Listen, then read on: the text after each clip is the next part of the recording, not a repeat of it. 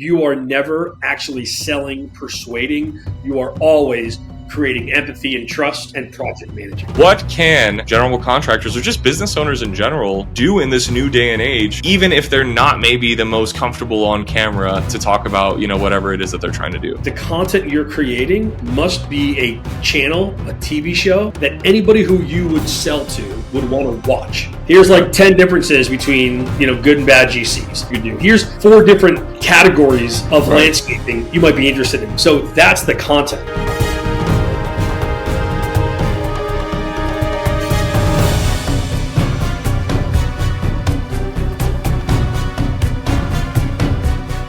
What is going on, everyone? Welcome to another episode of Unconventional Materials. This is episode 6. I'm super excited about the guest that we have on today because he is quite unconventional for this audience of general contractors. 5-time VP of sales, over $100 million produced in total sales, and his name is Mike Manzi, joining me from Massachusetts, right? Yes, sir. Lev, happy to be here. Can't wait to talk to everybody. This is going to be great. Let's go. Let's do this. Mike, the time that we have today, I want to kind of treat this as an unconventional interview. You are a VP of sales. You have a pretty interesting background. So before, we kind of get into all the tactical stuff and getting into the nitty gritty as it relates to the sales game, I really want to talk to you about your background. Tell me a little bit about that, man. How'd you get your start in sales leadership in the first place? Yeah, totally. So really, I think I knew from an early age I wanted to get into sales. My mother is majored in math, super detail oriented, really organized. My father owns a small nuts and bolts factory, super charismatic.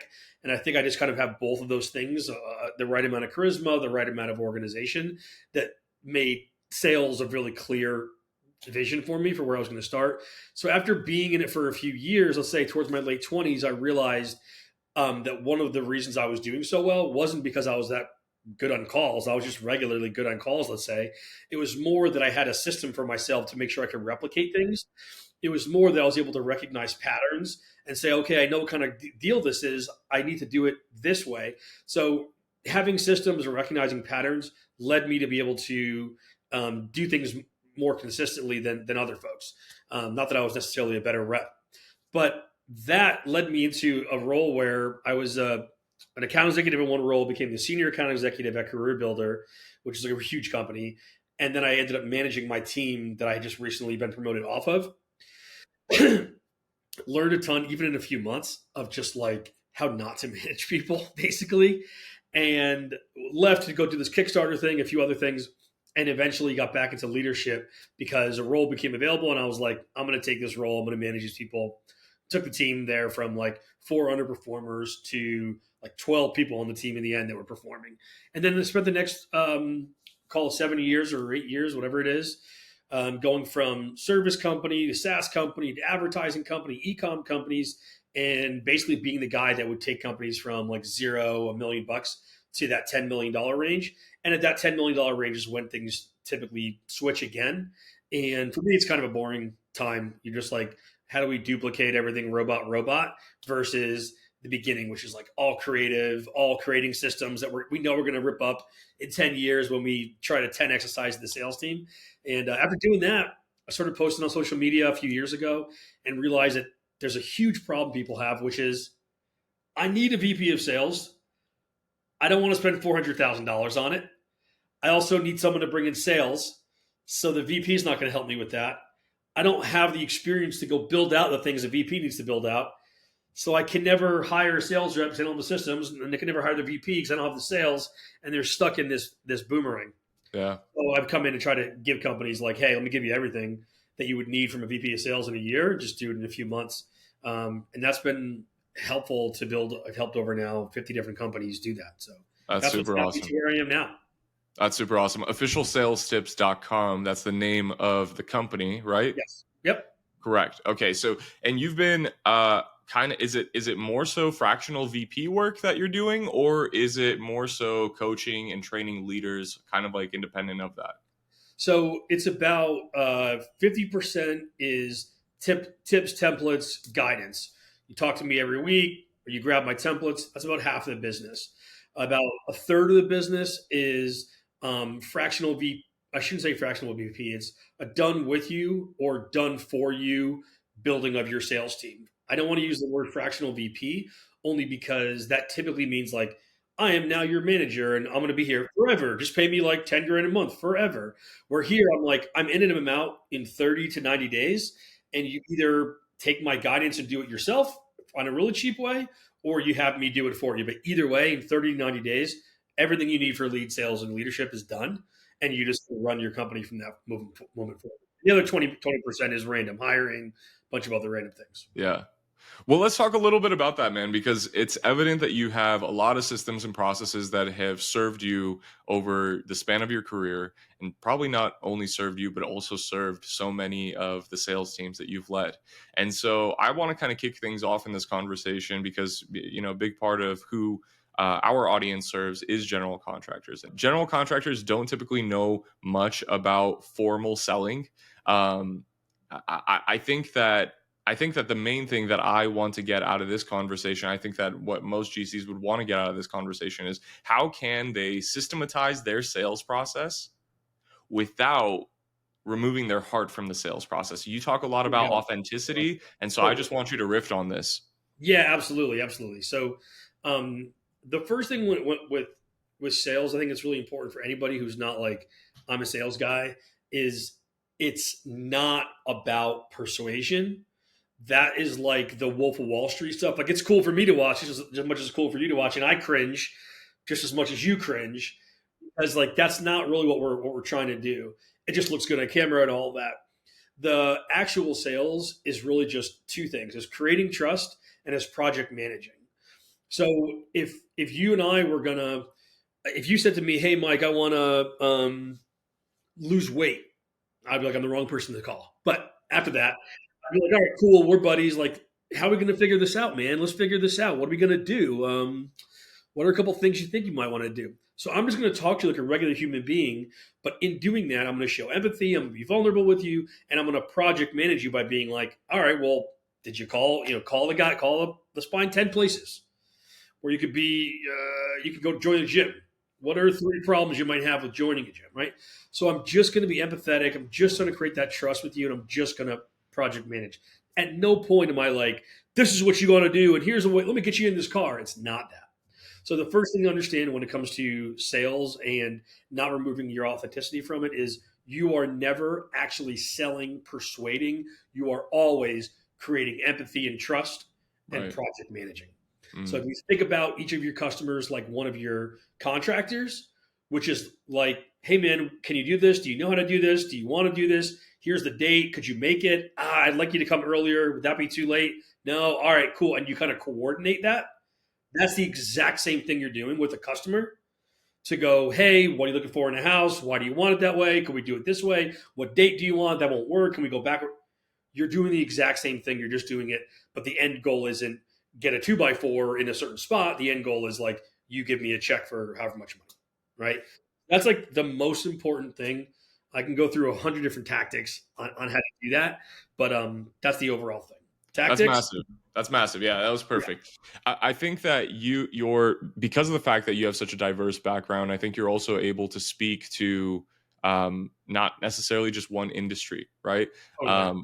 And given the fact that you have worked across so many different industries, and I've said this to GCs many times, and really to everybody, because I've worked in many industries as well, especially coming from SaaS.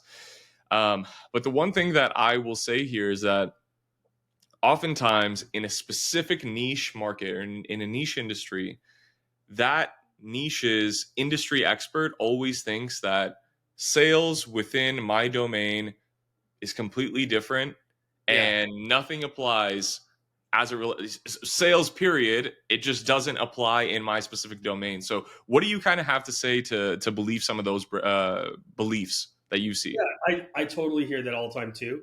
And I think that I think I'm just going to go back to what I said really, which is like at nobody, like if we think about transactional sales, you got a Yelp rep who's like, "Hey, you want to get your restaurant on the map? There's one way to do it. You got to come to Yelp. If you don't, and actually, we'll give you 20% off if you buy today." Right. That is sales, but the selling you're going to do at the other in those industries where they're like, no, it's different here. We don't really do sales. We're just consulting or whatever. We're just whatever it is.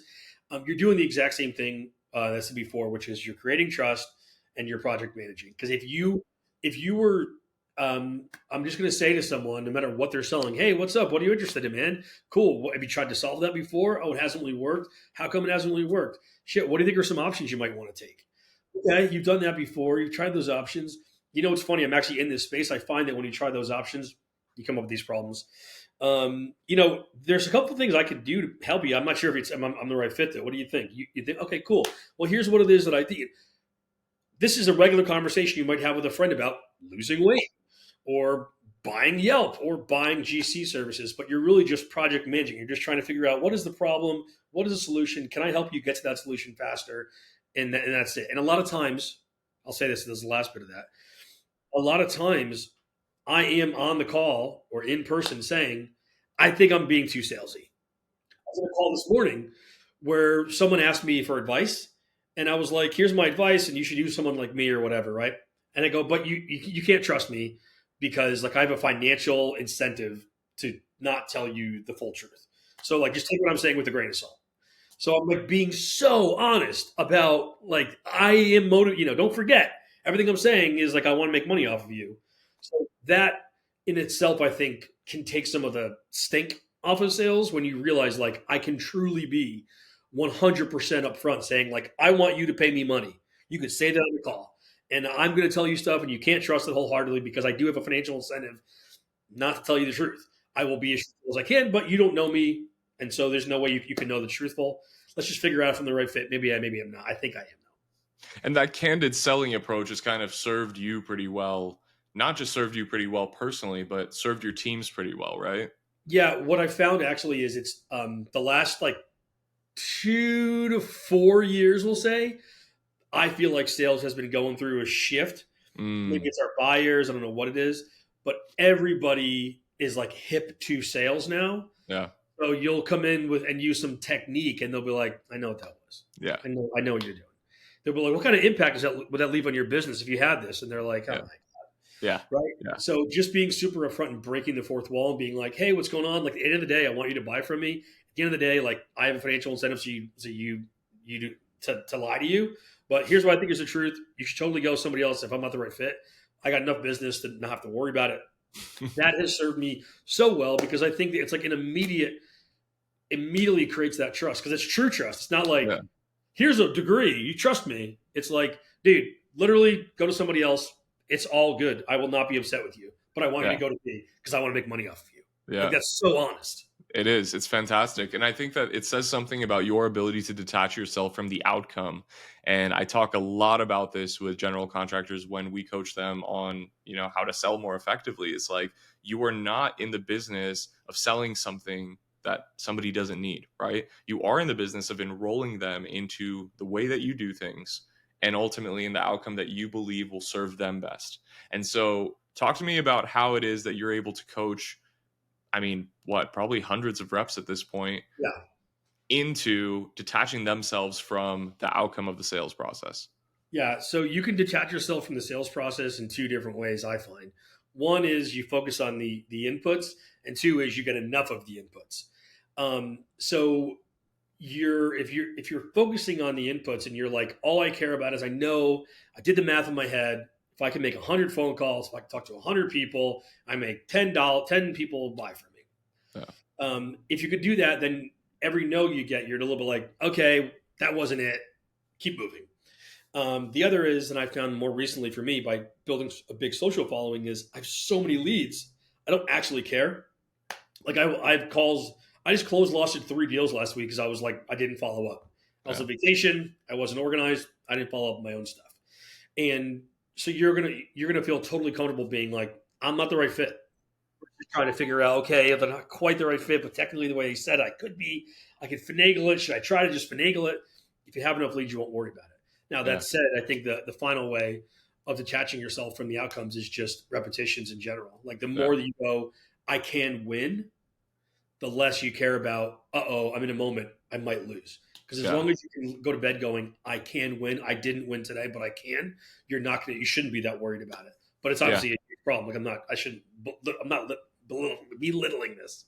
Yeah, no, it's massive. What you're saying, I think that there's one piece there that I want to actually extract a little bit Sure. and double click on a little bit, Right. and it's that piece on, well, as long as I have enough at bats, right?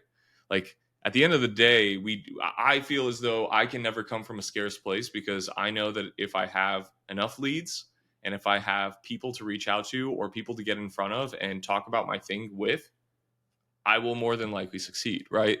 And so I think that one thing that general contractors struggle so much with is they have this perception that, like, oh, wait a second, if I want to get a lead, I need to pay to get that lead. And so it has to be either SEO, has to be Google ads, has to be Facebook ads. I need to pay to play, right? You have built something over the last, I Couple personally saw years. it. Yeah, I personally saw it emerge over the last year with, your Instagram page, TikTok page, and things like that.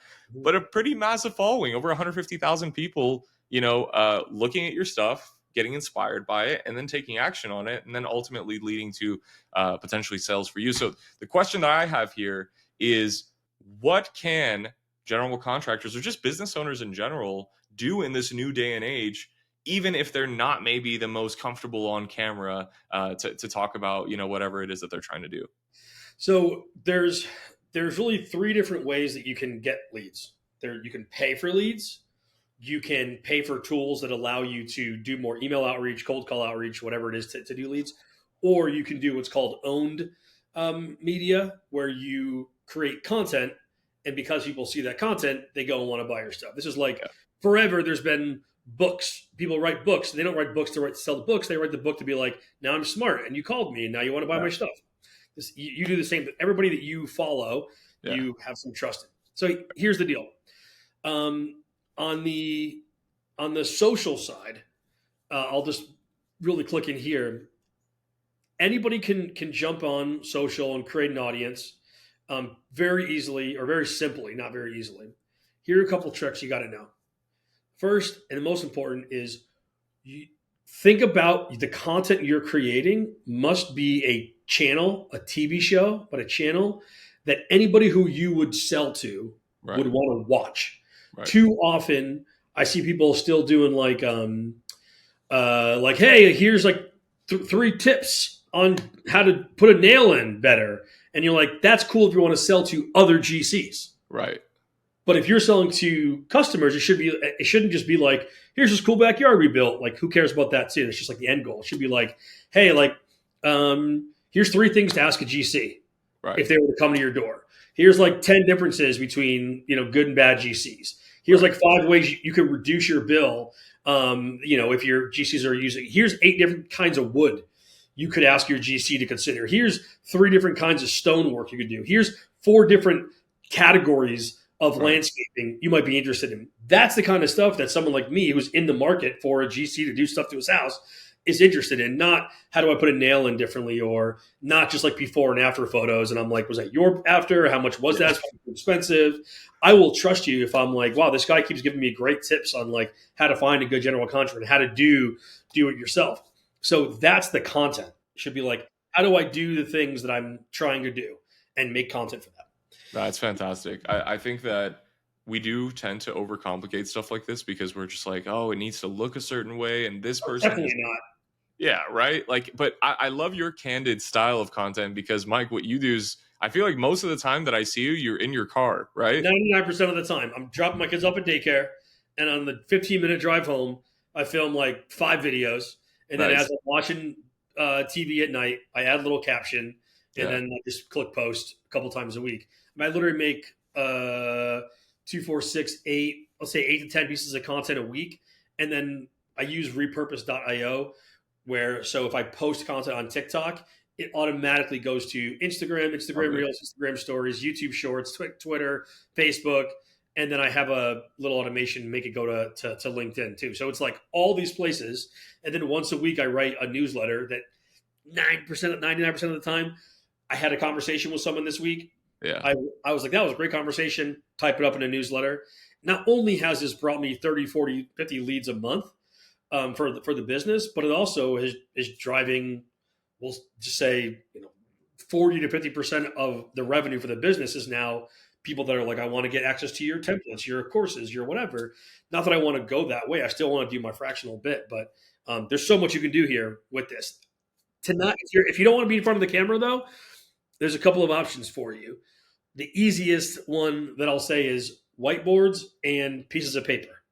So some of the best videos, and I'm sure you see the same kind of videos on TikTok or Instagram, are someone basically just has their camera over over a piece of paper, and on the head of the piece of paper you write down 10 ways to blank, and you just cover it up with your hand, and you hold down record, and then you stop, and then you put your finger down, and they can see that number 2, hold down record, stop.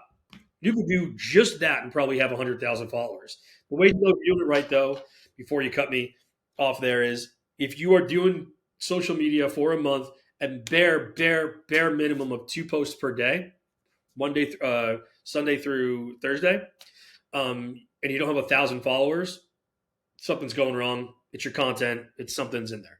But if you do, you're going to have 10,000 soon. You're going to get leads within 3 months for sure. If 3 months in, you don't have leads, something else is going wrong. It's what you're talking about. But at that point, moving forward, within 6 to 9 months, you should have enough leads from social that you wouldn't even need to do advertising on HomeAway or wherever you advertise on for GCs. Love it. Love it, man. You really gave some game here. We got a couple minutes. And so I just want to run through, you could go boilerplate or dive deep onto some of these questions, whatever you want to do here. But recruiting really good salespeople. Tell me like 2 takeaways that you've learned over the years. Number one thing that's the most important is, are they money motivated? So actually ask them what their money motivation is. Number 2 thing that's really important is, do they have a chip on their shoulder? Are they mad at their dad? Did they grow up in a tough neighborhood? If they don't have some chip on their shoulder, they're not going to be motivated to get things done or creative enough to get things done. Outside of that, shared skills and everything else. Right.